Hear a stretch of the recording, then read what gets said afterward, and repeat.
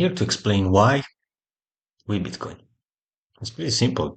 I mean, to me, it looks very simple, but apparently you still haven't got it. So let's delve right into it.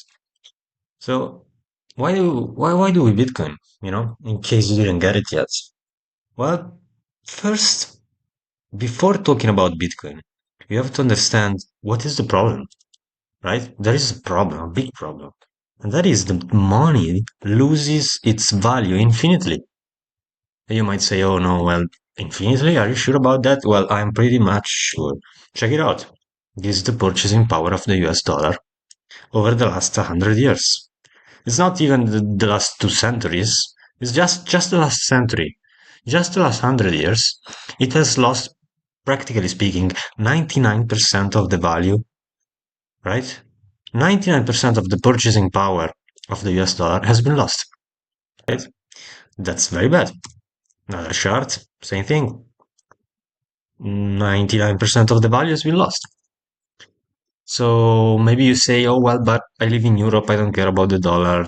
Well, this is the purchasing power of one euro over time. You can see that just in the last 24 years, it lost 42% of your value, right? It means if you had 100,000 euro back in 2000, now its purchasing power is just 58,000 euros. You understand? That's big. That's really, really big. Let's get into more practical examples. For example, in the US, in the 70s, a new house would cost you $23,000. I mean, that's crazy, right? A new car, $3,000. Now you have to add a zero on top of all of that. So you can see, like, these cars. Um, from the US Bureau Labor of Statistics, you can see price of cars is just relentlessly going higher and higher and higher, with some stops in between. But generally speaking, everything is going higher. Even a house, let's check houses. And this is not even the last century, because you would be scared to look at the last century. This is just the last, what, 8 years? As you can see, this is, taking into account historical median US house priced in USD. You can see the cost of getting a house is getting more and more and more. Does it mean that, the value of your house is increasing? No, no. It means the value of the dollar is going down. And as you can see, the solution we're going to talk about it is Bitcoin, right? If you want to buy a house, over time, its price in Bitcoin is going to be less and less and less. Its price in dollar is going to be more and more and more. Let's look at energy. This is electricity costs in various nations. And as you can see, every nation is going up, right? Maybe with the exception of China, but well, that's a different topic. And so you can see most nations, their energy cost is increasing, and it's increasing even quite exponentially, I would say, right?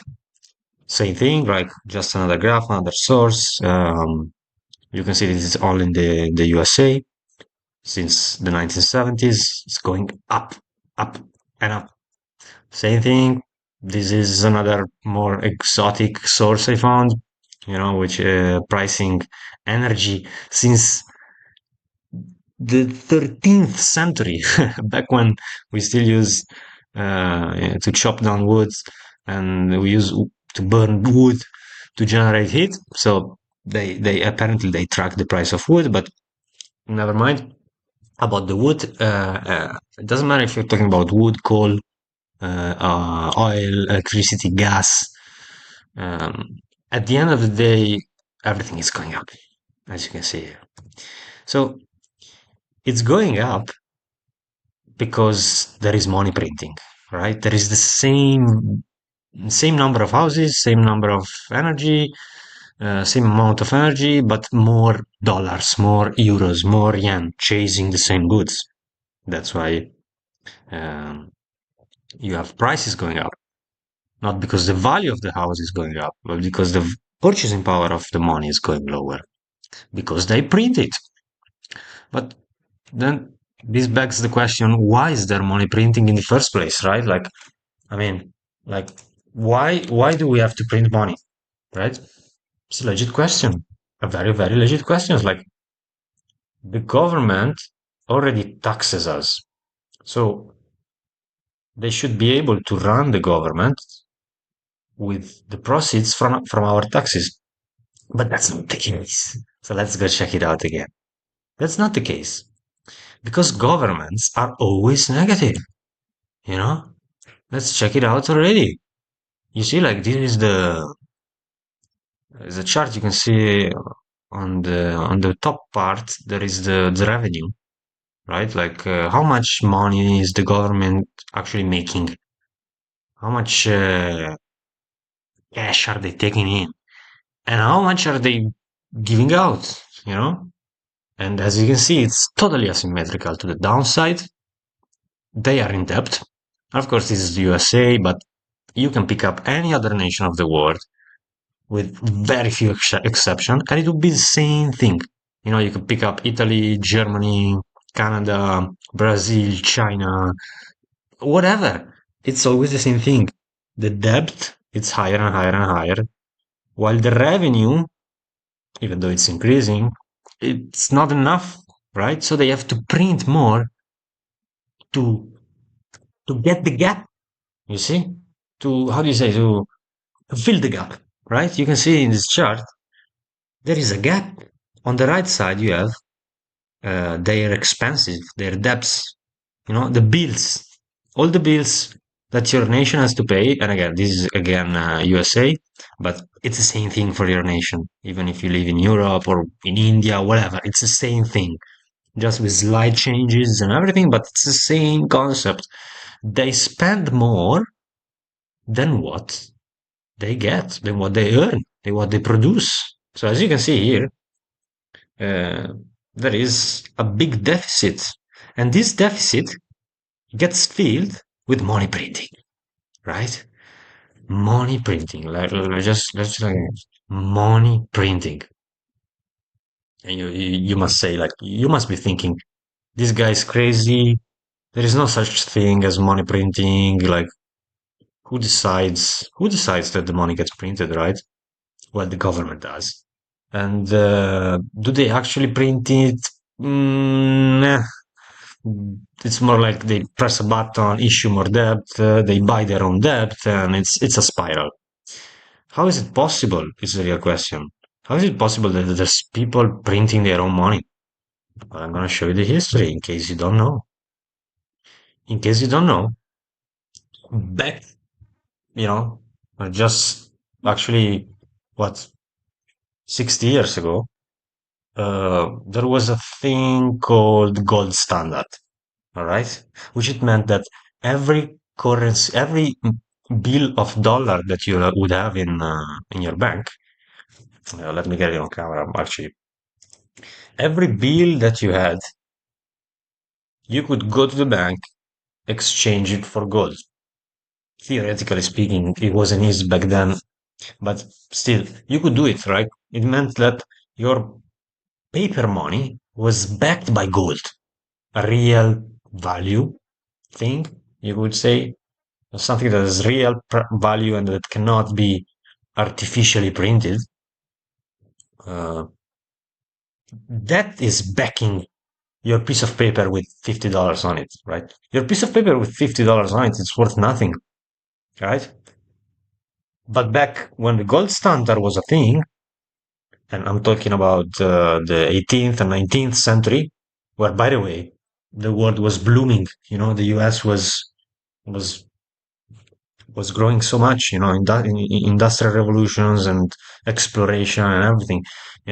Humanity was thriving, even though you could say, there were a bit of there were a lot of human rights issues and so on and so forth. But the economy was expanding, even though there was not money printing.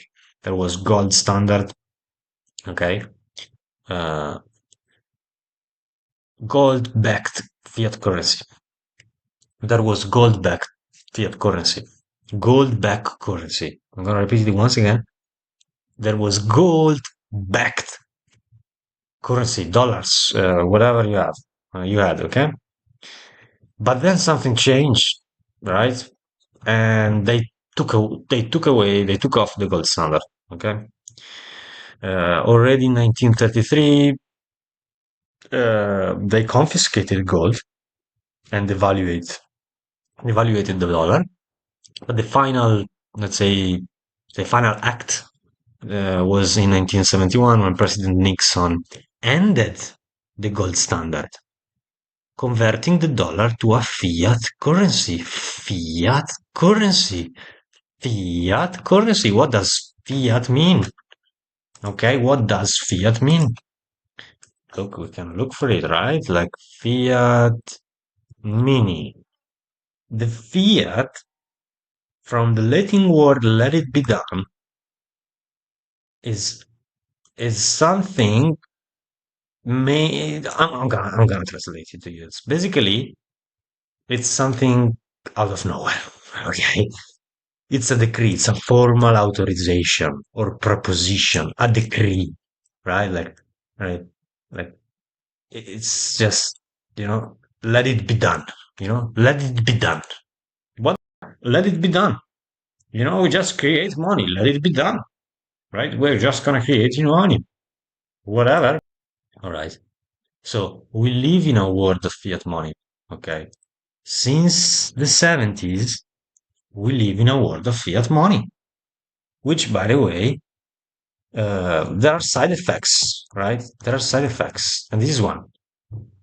Okay, this 1970, since 1970, bureaucracy exploded because now the government can fund itself without limits, beyond any limits.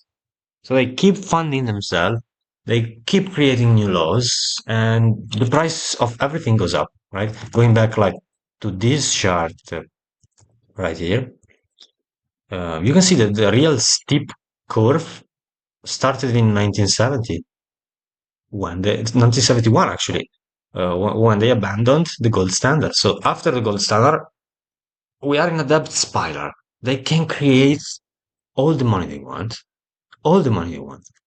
And this is very bad because you are losing your purchasing power. So that's why we Bitcoin, right? We go back to this, into this, into this. So again, they eliminated the gold standard.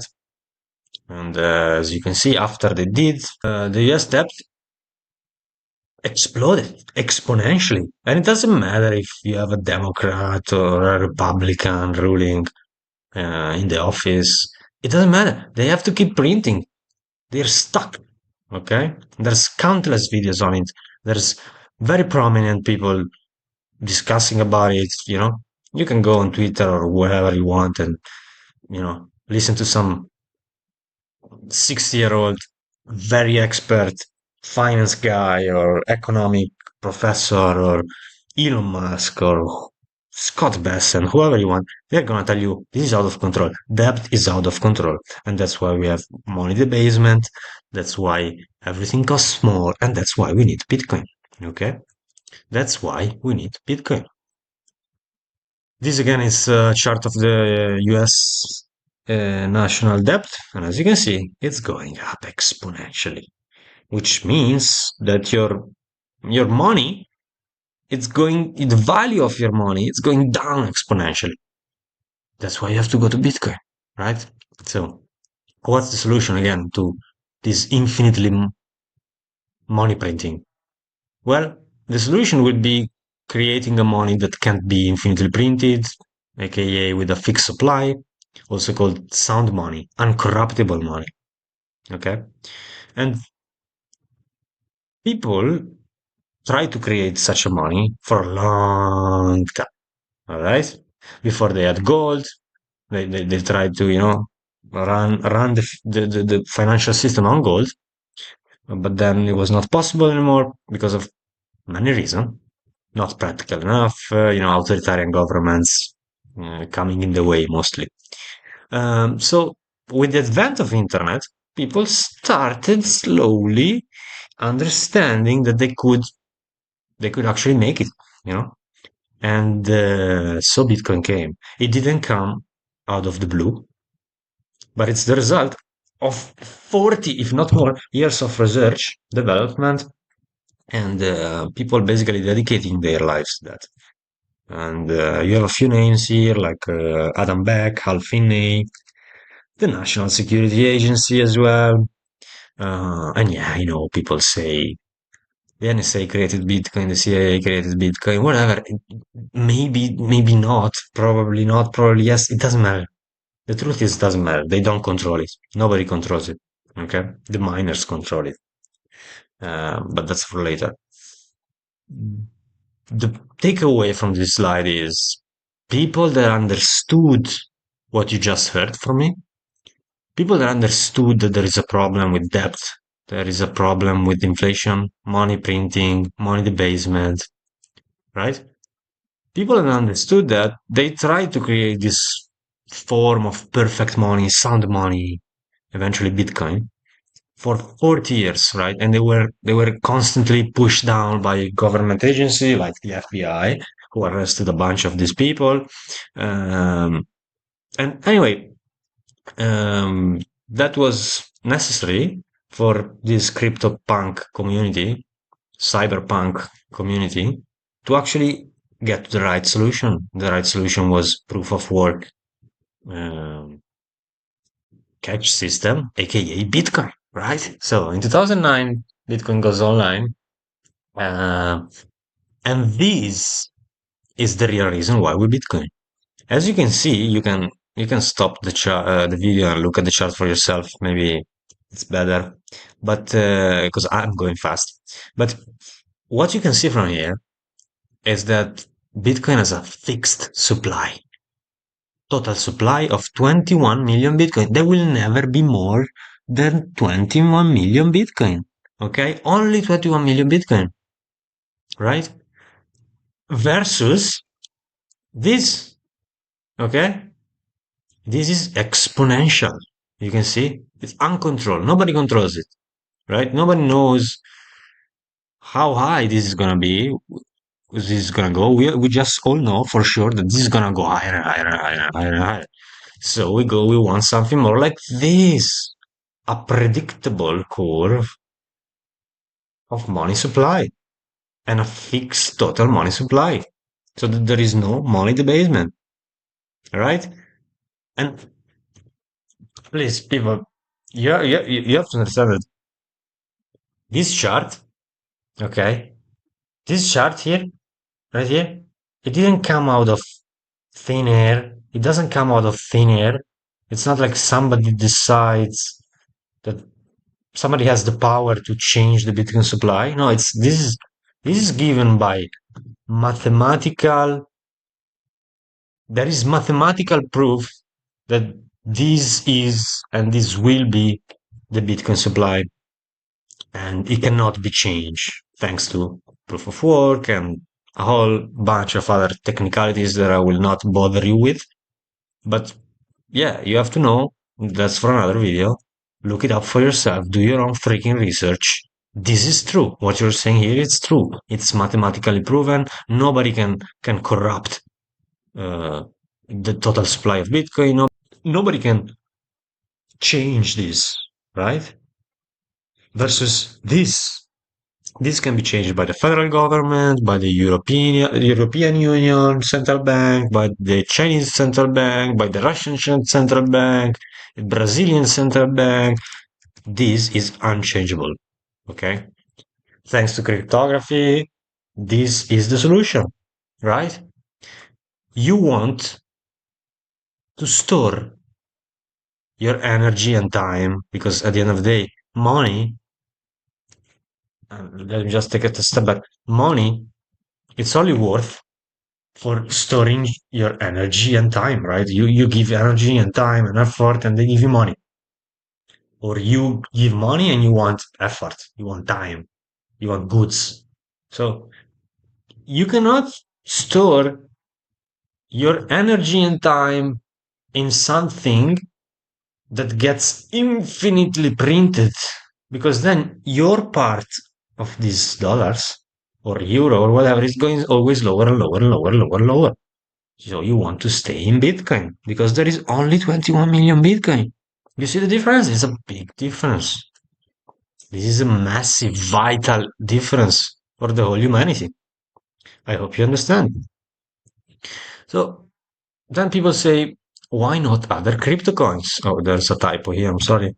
But yeah, why not other crypto coins, right? Like, why not, why not Papercoin? Why not Say? Why not Sui? Why not this and that and Fartcoin? Bitcoin is already too big, Bitcoin is old. Oh, Dogecoin is the new Bitcoin. Bitcoin is too expensive. All BS. Check it out for yourself. This is the price performance of Bitcoin in black. As you can see, it's always going up and up and up and up and up. Versus all the other colorful lines. All those are all other crypto coins. At least, actually, this was until back in 2020. But it's still relevant. Even if you update this chart, it's going to show pretty much the same thing. Okay. And the thing is, no other coin can match Bitcoin in terms of storing value properly, not the basing, not going down. Bitcoin is number go up technology. It goes up if you measure it in dollars, right? It doesn't go up if you measure it in Bitcoin. It goes up if you measure it in dollars, in euros, in gold, in yuan, in rupees, Indian rupees, in pesos. It always goes up and up and up and up. All the other cryptocurrencies, as you can see, this is almost this is more than 2000 crypto coins shows they all go to zero. Or at least comparatively to Bitcoin, they go to zero. There are some outperformer here and there. You have your Solanas and your hyperliquids and so on and so forth, but you don't know about Bitcoin. First you have to know about Bitcoin. Never mind about this. Okay? So this is the reason why we Bitcoin. Bitcoin always goes up. Okay. Bitcoin always goes up. Why? And, I'm in this space since a long time. I've seen all sorts of things. And one of the most compelling thing I saw is that when you tell people Bitcoin always goes up, they have a natural reaction of like surprise, disbelief. They laugh at you, stuff like that, because they don't believe that this is possible mathematically, right? Like, it's like, oh, how can it always go up? It doesn't create value. It doesn't have a revenue. Bitcoin doesn't have a revenue. Bitcoin is not a company, right? Like Apple makes revenue. Bitcoin does not. Well, it goes up because you measure it in dollars, and dollars value are always going down. Dollar value is going down. It's not Bitcoin that is going up. You are measuring it in dollar. We are all thinking in dollars. We are all thinking in euro. We are all thinking in whatever your currency is. We are all thinking about that. If you live in the UK, you want to make 2,000 pounds. You don't think, oh, I want to make 0.0001 Bitcoin. You think, I want to make 2,000 pounds. And you think it's fixed, right? In time. But it's not. It's going down and down and down and down and down and down. So you have to buy Bitcoin. Cheers. See you in the next videos.